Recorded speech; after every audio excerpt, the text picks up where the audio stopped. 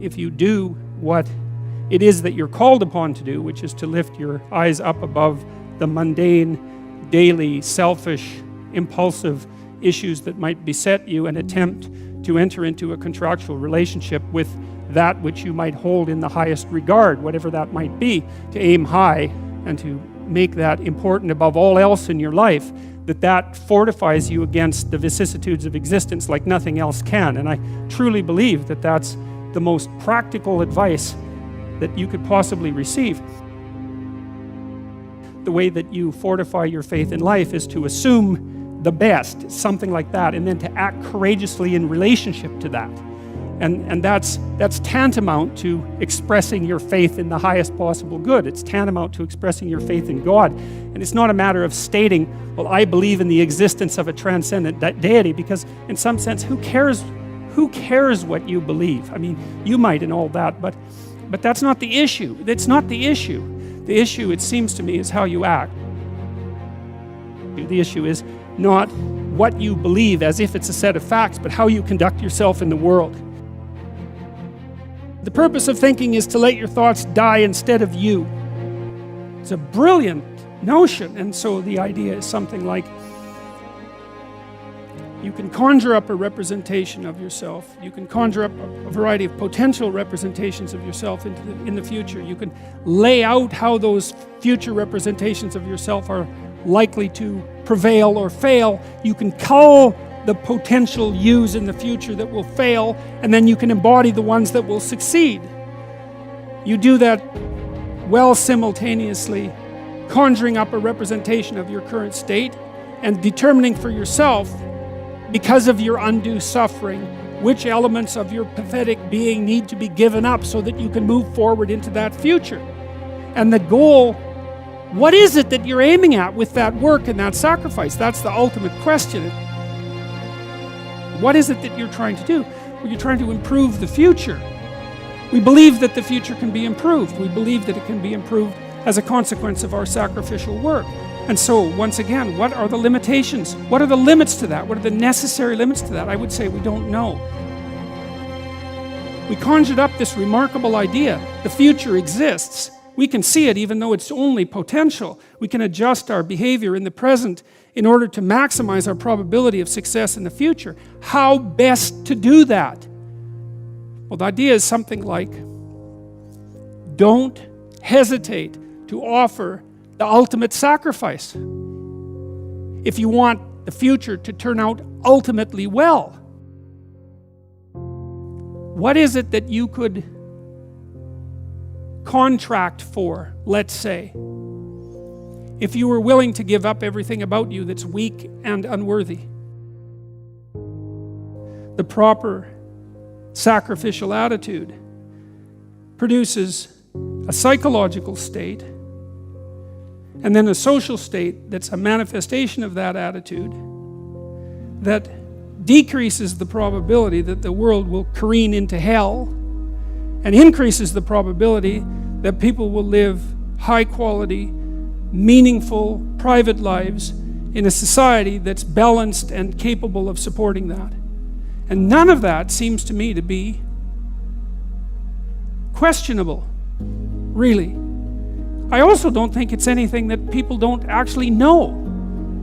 You know, people have told me many times that when they listen to me talk, they're hearing things that they already knew but didn't know how to say. It's something like that. And this is one of those things that I think is exactly like that. I mean, I think it's at the very core of our moral knowledge, which is our behavioral knowledge and our perceptual knowledge. I mean, let's get this straight. Moral knowledge is no trivial matter. It's knowledge about how it is that you orient yourself in the world. There's no more profoundly necessary form of knowledge. Well, it's predicated on something that's exactly like this. We know that we have to make sacrifices. We know that we have to aim at what's good. So then why isn't that we don't aim at what's best and make the sacrifices that are necessary in order to bring that into play? I think it seems to me that in some sense that's self-evident. The question is why we don't do it, but there's answers to that too. Life is hard and it hurts people. It's rife with limitation, and some of it's arbitrary. And some of it's unjust, and some of it's worse, some of it's malevolent, which is even worse. It's not surprising that that combination of vicissitude can turn people against being. But I think even when that happens, and even when people have the kind of history that if they revealed to you, you would say, well, it's no wonder you turned out that way. The people who turn out that way still know that it's wrong. They still know that however deep their own suffering, however arbitrary their own suffering, however much that's caused by the malevolence of others, as well as the tragedy of existence, that does not in any way justify their turning away from the good. And I believe everyone knows that. I believe that they know it implicitly, even if they don't allow themselves to know it explicitly.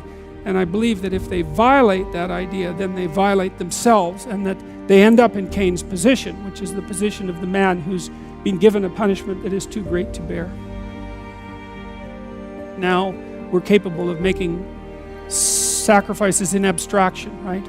To conceptualize a future that we want, to let go of the things that are stopping us from moving forward, and to free ourselves from the chains of our original preconceptions. Pursue pleasure. Follow your impulses. Live for the moment. Do what's expedient. A mountain is something you have to climb, and you have to climb to the pinnacle of a mountain, and the mountain is up, right? And the mountain stretches up to heaven, and it's a long journey to specify the right place on the highest pinnacle. And that's symbolic because, of course, it's a pinnacle that you're always trying to reach, just like you're always trying to aim. You're always trying to climb upward. At least that's the theory. It depends to some degree, of course, on your definition of upward. You're supposed to, again, to act out the highest good of which you're capable. Now that'll transform your life to some degree into an archetypal adventure. There's no way around that, because as you attempt to climb a higher mountain, let's say, or to aim at a higher target or something like that, then the things around you will become increasingly dramatic and of import. That happens by necessity, obviously, because if you're aiming at something difficult and profound and you're really working at it, then your life is going to become perhaps increasingly difficult and profound. But that might be okay. That might be exactly what you need as an antidote to the implicit limitations that face you as a human being. The good father is precisely someone who is willing to sacrifice his child to the ultimate good. You have a moral obligation as a parent to encourage your child to go out into the world, right? And to be whoever they can be, to be the best they can possibly be. And in doing that, you're encouraging them to pursue the good. You're sacrificing them to the good. You're not keeping them for yourself selfishly. You're telling them that they can go out and live their life and live it properly. You don't want for your son what it is that you want for him. You want for your son what would be best for him and for the world. And you let go in precise proportion to your desire to have that happen. When you have an infant, you do everything for the infant because the infant can do nothing for him or herself. But as the infant matures and is increasingly capable of doing things for him or herself, then you pull back, right? You pull back, and every time the child develops the ability to do something, you allow them or encourage them to do it, and you don't interfere. So if your child is struggling getting dressed, well, obviously there's some times that you help them, but mostly you let them learn so that they can know how to do it in the future. That's better for you, and it's certainly better for them. There's a rule if you're working with the elderly in an old age home, and the rule is something like, don't do anything for any of the guests, let's say, that they can do for themselves, because you compromise their independence. And so as a mother, you pull back and you let your child hit him or herself against the world, and you fail to protect them. But by failing to protect them, you encourage and ennoble them to the point where you're no longer necessary. Now, they may still want to see you, and it would be wonderful if that was the case, but the point is that you're supposed to remove yourself from the equation by encouraging your child to be the best possible person that person can be. And you sacrifice your desires all of your desires to that, your personal desires, even your desires for your child in relationship to you.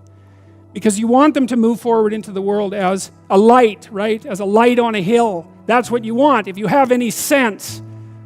And so you don't get to keep your children at home because you need them.